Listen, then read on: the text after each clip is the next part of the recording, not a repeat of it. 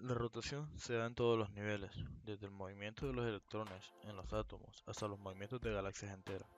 Necesitamos desarrollar métodos generales para analizar el movimiento de un cuerpo en rotación.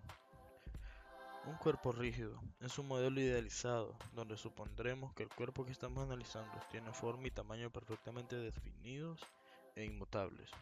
Comenzaremos a hablar sobre lo que son las fórmulas de velocidad y aceleración angular. Aquí tenemos las fórmulas, son las expresiones que nos relacionan las magnitudes angulares, que son el desplazamiento angular, θ, a la velocidad angular omega y la aceleración angular alfa, con las respectivas magnitudes lineales, desplazamiento en la velocidad v y la aceleración en a.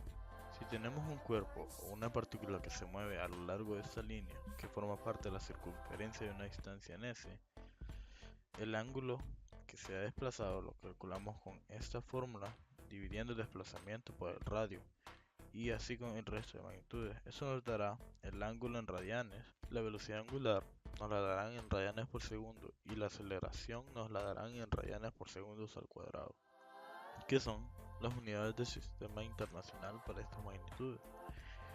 Por supuesto, podemos despejar cualquiera de las magnitudes que no conozcamos. Estas fórmulas son las más importantes de aprender y no son tan difíciles. Ejemplo: en un parque de diversiones, Marvin se subirá a un juego llamado Tagada, el cual se encuentra inicialmente en reposo.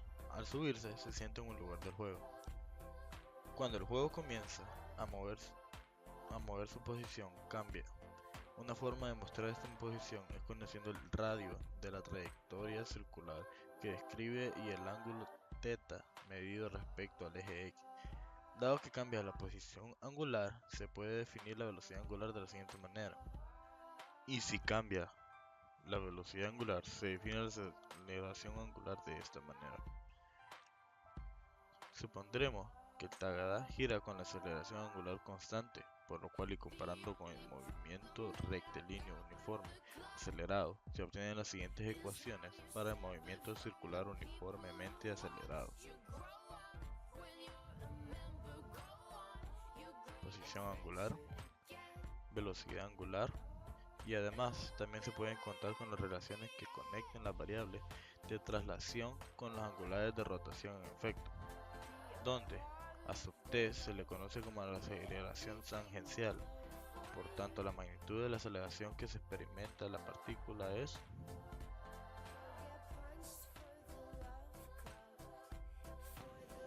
Hoy vamos a realizar lo que son los ejemplos del capítulo 9. Vamos a empezar con el 9.1, que sería...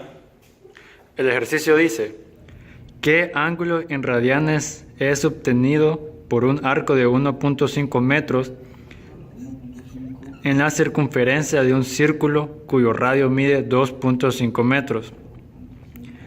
¿Cuánto es esto en grados? Buscamos θ. Inciso B. Un arco de 14 centímetros de longitud en la circunferencia de un círculo subtiende un ángulo de 128 grados. ¿Qué radio tiene el círculo? 128 grados. Entonces, ¿Qué radio tiene el círculo? Inciso C. El ángulo entre dos radios de un círculo de 1.5 metros de radio mide 0.7 radianes. El ángulo, ¿verdad? 0.7 Radianes. radianes. ¿Qué longitud tiene el arco delimitado en la circunferencia por estos dos radios? Sería eso. Okay. Para poder realizar estos ejercicios, vamos a necesitar lo que es la fórmula. Θ es igual a S sobre R. Despejando esa fórmula podemos encontrar las tres incógnitas. Vamos a empezar con el ejercicio A, donde S es igual a 1.5 y el radio es 2.5. Entonces simplemente lo que tenemos que hacer es sustituir. Entonces nos dan 1.5 metros sobre 2.5 metros sería igual a el ángulo en radianes a 0.6 radianes. pero como nos están pidiendo el ángulo en grados, tenemos que hacer la conversión, que sería 0.6 por 360 grados entre 2pi radianes. Eso nos daría 34.4 grados, que sería la respuesta al primer ejercicio. Después en el B nos piden que despejemos la fórmula para R, quedando esta en R es igual a S entre teta. Y después solo ingresamos, pero para poder usar esta fórmula, teta tendría que ser en radianes. Nos la brindaron en grados. Entonces lo que haríamos sería hacer la conversión 128 grados, que es la que nos dieron, por 2pi entre 360 grados. Esto nos daría un total de 2.23 radianes.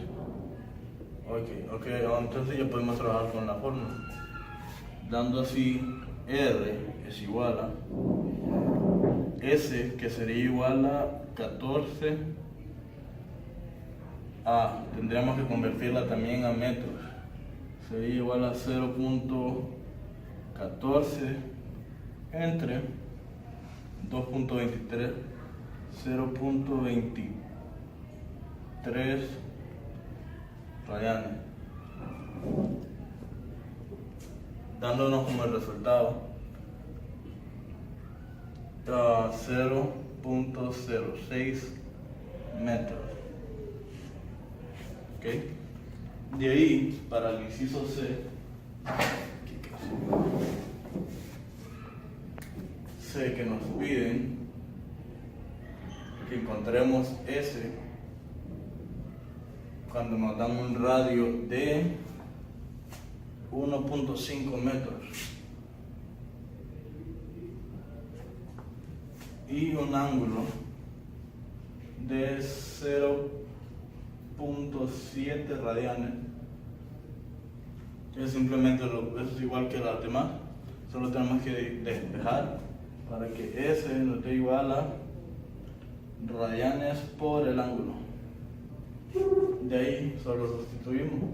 S sería igual a 1.5 metros por 0.7 radianes, dándonos como resultado la longitud del arco, que sería 1.05 metros.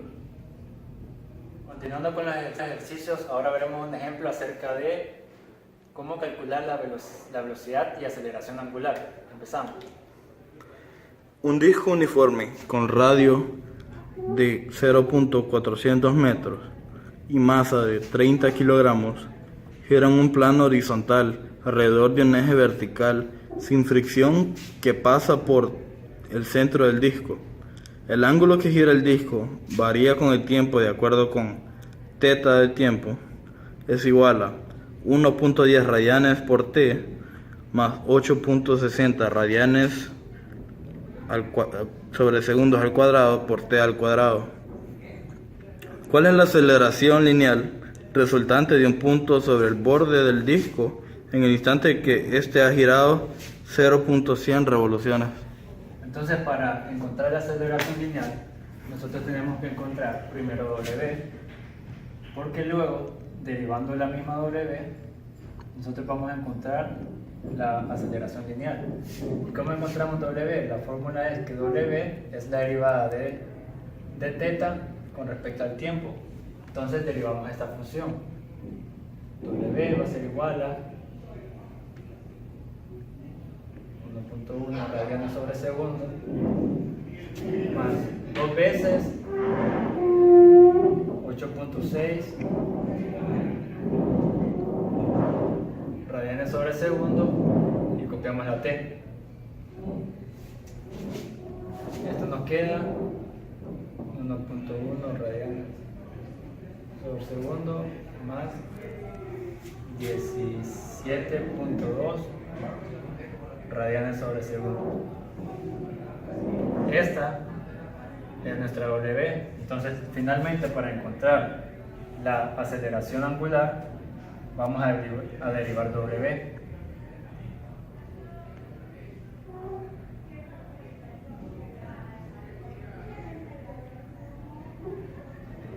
Y lo vamos a derivar con respecto al tiempo. Entonces esto nos quedaría, este se hace 0